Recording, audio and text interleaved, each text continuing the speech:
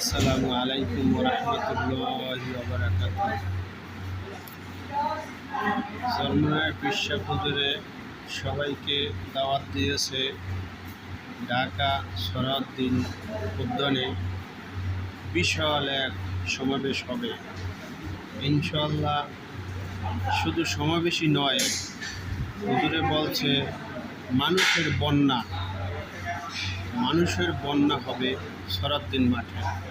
তাই আমরা যে জায়গায় থাকি যেন সবাই যাব ইনশাআল্লাহ। আর একটি কথা, আমাদের খালাতো ভাই, আমাদের মামাতো ভাই, আমাদের চাচাতো ভাই, আমাদের বাবা, আমাদের আপন ভাই, রক্ত আত্মীয় স্বজন, বন্ধুবান্ধব যাহাই আছে সবাইকে নিয়ে দলবদ্ধ হয়ে ইনশাআল্লাহ আমরা ঢাকা সমাবেশে যাব।